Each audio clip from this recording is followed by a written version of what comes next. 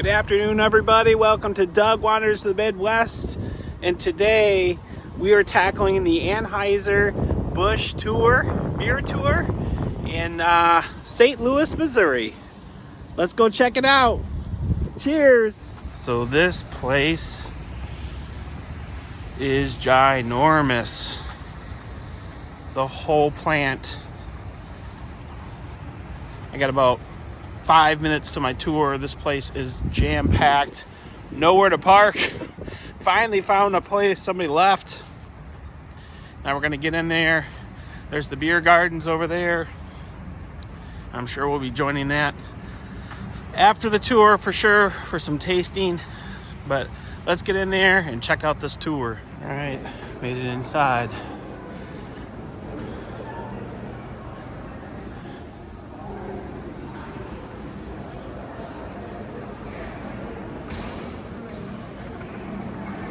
Looking nice in here. All right, let's get at it.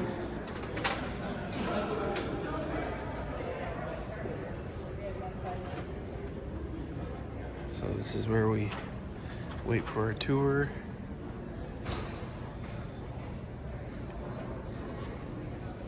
All right, so we got souvenir beer glass, part of the tour. So, well, actually it's extra. We paid a little extra, but pretty cool glass.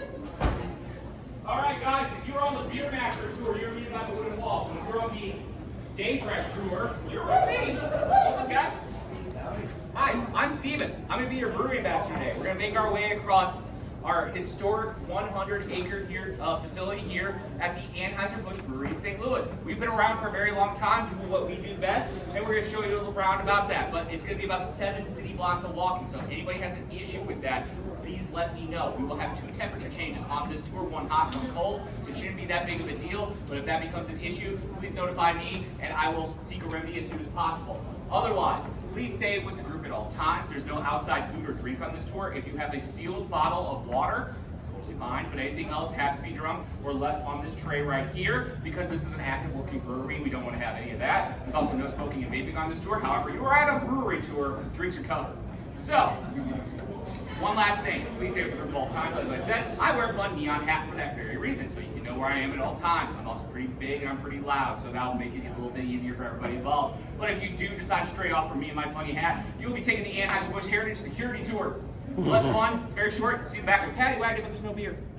So, if you want to avoid that, please stay with the group at all times. Now, a little bit of history for you guys as to why you are here today. 1764, French fur traders looking for beaver pelts as they go down the Mississippi. Actually, that's too far back, guys. That is when St. Louis was founded as a French city. Let's go a little more ahead to 1843 when an immigrant shows up in these fair shores.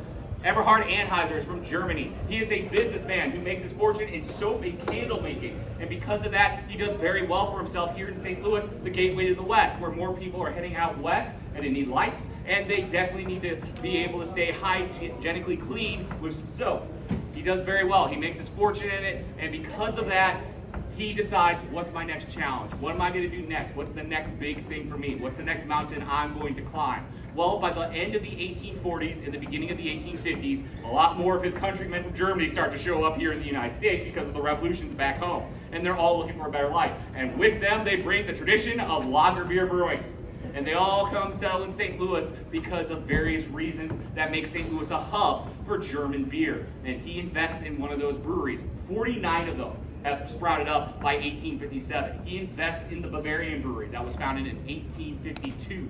It was a middling and struggling brewery. He decides to invest even more, buys out his other investors and anybody who is running the brewery, that he's the sole owner by 1860, and he renames the brewery the E. Anheuser & Co. Brewing Association. So we start turning around and making a profit under Mr. Anheuser, but that's also because he also meets a new friend. His new friend is 21 years old when he meets him in 1860. Before that, though, he gets here at age 18, also 1857. This is important. This kid is young, he's rash, he's ambitious, he's a little rough around the edges. He's also Bavarian. And because of that, he seems to know his stuff, because Adolphus Busch has a lot of ambition and he has a lot of wherewithal, and he's very tough because he has to be. I'll give you 21 reasons why. They're called his siblings. He is the 21st of 22 kids and have a beer and winemaking family back in Mines. The youngest of 21 brothers. 21st out of 22 kids, the youngest of all the brothers. Mom really wanted a girl. So, because of that, he comes here because his inheritance is going to be that much if he stays in Germany because everything's going to go to his eldest brother. He comes to St. Louis and he starts off as a mud clerk, which means he's doing inventory along the riverfront where the river boats and steamboats offloading at the day. But that means getting your feet dirty all the way up to your knees in the mud along the river. He doesn't want to keep doing that. He has knowledge in the brewery industry from his family, so what he does is he gets together with some friends and opens a brewery supply company and runs this brewery supply company delivering to all the local brewers across St. Louis, where he meets Mr. Anheuser while he's taking notes and learning what everybody else is using, while beer is still a local product here in St. Louis. All 49 of those breweries are only delivering in the location and region of where they are. Their street corner, their city, their neighborhood residents. That is who you're making beer for back then. Adolphus has ideas that are going to revolutionize this. Mr. Anheuser takes a liking to this 21-year-old, so much so he invites him over for dinner, where he meets his daughter, Lily. Lily Anheuser is a very well-cultured, well-sophisticated, well-off young lady who really likes the Bavarian ruffian, so she marries him. In 1861, Lily Anheuser becomes the first Anheuser-Busch by marrying Adolphus. But then the Civil War breaks out, and her new husband and her father have to go join the Union Army for a bit, where they learn that Union soldiers, who are all across the country, really like German beer, especially since they can't drink hard whiskey while in the Army. So, Mr. Bush comes back and says, hey, I'm going to work at my father-in-law's brewery. I know a thing or two about the business. I've been writing a lot of notes down about different recipes, different ideas. And he goes, that's great, kid. You got to earn it. So he has to start working in the sales department, making his way up through 1869 until 1875, where he peddles this idea of adding ice to rail cars to keep the beer fresh all the way to the western Kansas border. That works. He's doing very well for himself. By 1875, we're making 35,000 barrels of beer a year. Not bad. So he goes on vacation with his buddy Carl Conrad back home to Germany, along with France, the vacation there, as well as the Austro-Hungarian Empire, as well as the East Coast of the United States, to see some new ideas, some new concepts that are at fairs across the country, named to recognize their ancestry and homeland, while also being easy enough to say to the average 19th century American. You guys know it starts with a B, ends with an R, it starts with Budweiser. Budweiser opens in 1876 as our first national beer here in the United States because all those new ideas allowed to be delivered from the East Coast to the West Coast to the Gulf Coast. And because of that, by 1901, we are the largest beer maker on earth, making 1 million barrels of beer a year here. From 35,000 to 1 million within 30 years. Now, Mr. Eberhard Anheuser dies in 1880, so he hands off the company to his son-in-law, who's really shown his worth by 1879, that we slap his name on the side too. So now we're Anheuser-Busch. And Adolphus will run this company until 1913, when he will hand it off to his son, August, who will hand it off to his son, and then his son will hand it off to his brother, and hand it off to his son, and to his son. Fast forward to 2008, and we are part of AB InBev, our glorious parent company, as the North American subsidiary, and we sell Budweiser on 6 to 7 continents. We're still working on Antarctica. That being said, we have a lot of history here, and we love to prove it like Mr. Adolphus did back in the day. So you're going to see our historic Bevo packaging facility where all your favorite beer gets packaged. You're going to see the Beechwood aging cellars, the unique process to Budweiser and Bud Light. You're also going to see our brew house where we make all the beer. But first and most importantly, you're going to meet our mascots for the last 92 years. So please follow me out this door, and we're going to go see the Budweiser Clydesdales. All right, so we're going to do a lot of walking on this tour. This place is ginormous. But we're heading over to see the horsies. Big horsies. Pretty tulips.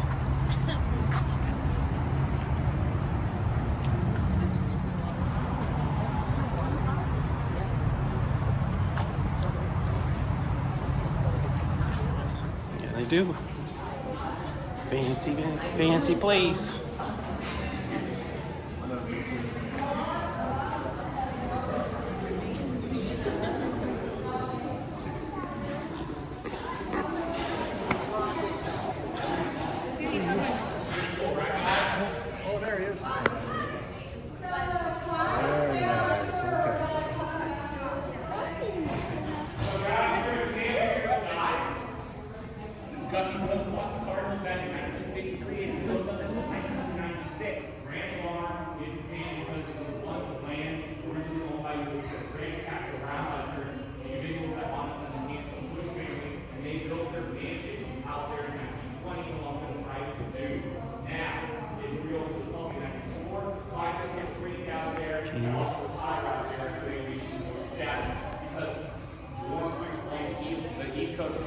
hitch teams.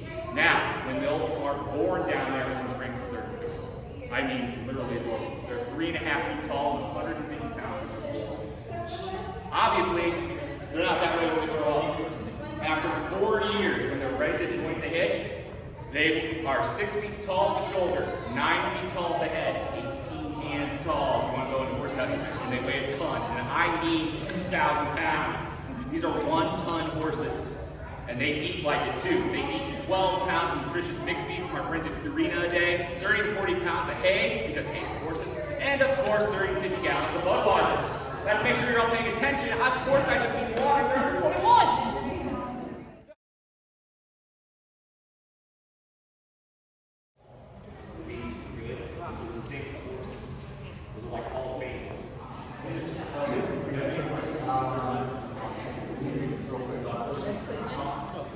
Wow, look at all that. It says it takes them about 5 hours to get them ready for any of the events that they do.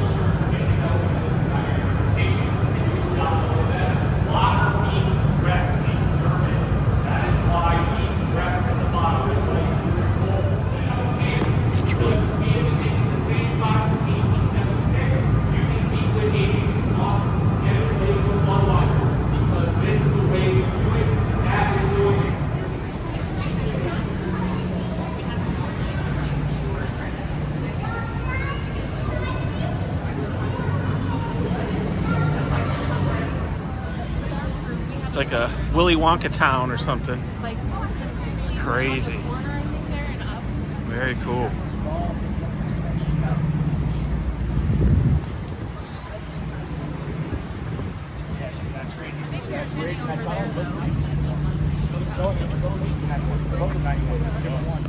Alright guys. Cheers.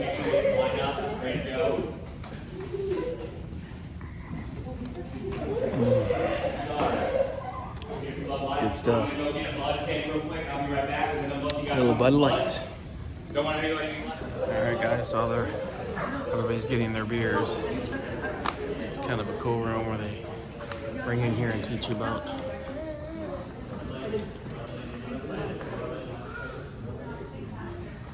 that this is the most important part.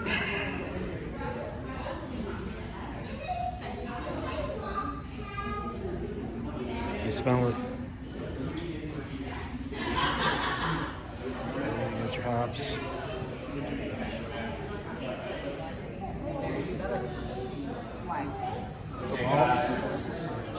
I'm going to come over there in just a second. Obviously, I get more content, but there's only 2 of them. Like I said, so the premium variety, a little bit more, as opposed to the 6-row barley malt, which is very leaner. It's got a protein count that's different, has a different flavor to it. They grow on 6 kernels instead of 2. It's a little more cheaper to produce, a little bit more leaner beer that you get out of it, but the longer you roast your barley malt, guys, the darker it gets.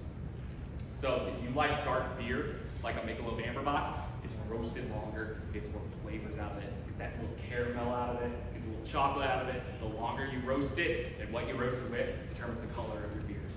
Most of the fermentable sugars, carbohydrates, and starches come from the barley malt that you need for your beer. It is the soul of the beer. But there's another grain, it comes to Budweiser, Bud Light, that is different, and that is rice. Rice is the main adjunct grain for Budweiser and Bud Light. It is very important to our beer, not to every beer, but it's what makes it an American style lager instead of a German style lager. The Germans have something called Reinheitsgebot. Reinheitsgebot was passed in the 16th century. It was a German beer purity law that mandated you can only use certain ingredients for your beer. Rice was not one of them. And so, because we can do stuff here not bound by Reinheitsgebot, Adolphus and Karl discovered over time using brewer's rice that if you add rice to your beer, it lightens it. Lager beers are traditionally very heavy, they're very filling, but if you add rice to it, it makes it lighter, it makes it easier to go down, it allows you to drink more of it, enjoy more of it. It has a crisp snap finish on the back of your tongue as it goes down your throat. That is what rice does. It also provides clarity to your beer. So if you guys hold up your glasses like this and see your fingers on the other side, you'll see it for one or two reasons. The first reason, that is the clarity of the rice in your beer. That is what the rice allows the beer to do. The second, your glass is empty and you need a refill, and I totally get it. So, that's the rice doing its job in both the beers and barley malt. But what you need is the spice of beer. Hops. Hops are the spice of every beer. Every beer has its own hop combination. Hops provide bitterness, they provide aroma, they provide flavor to your beer. Every beer has its own blend of hops and hops recipe delivering all three of those qualities to it. Different hops, different varieties. There's over 250 styles of hops because they're a little flowery bud guy who cross-pollinates and it grows on a vine, not a vine. It's another German word. Basically, the little buds here start on a vine on the top of basically a 25-foot pole, and they grow up to 25 feet long very quickly, especially Saaz hops, which grow in the Saaz land. And we make a lot and buy a lot from them. How do I know this? Well, they sent us a painting in 1904 to thank us. You guys have ever smelled the building going, what is that? What am I smelling as we walk into? That's the hops being had. Nice and warm in here now.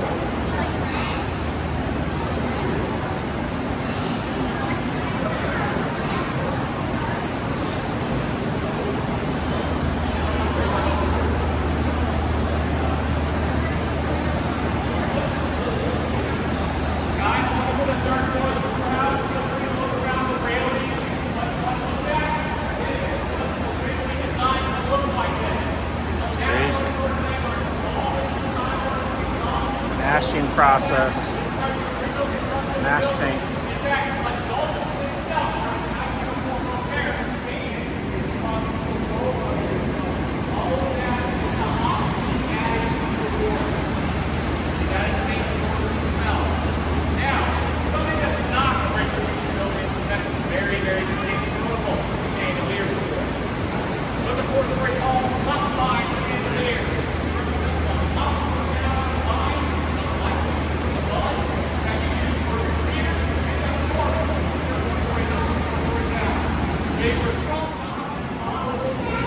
These tanks.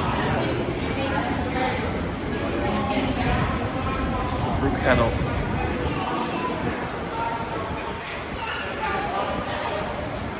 Plant over the grounds of the last Brewery from 1857. Now, 1917, kind of the big deal year. Somebody asked me earlier about Prohibition, and I will answer that question now.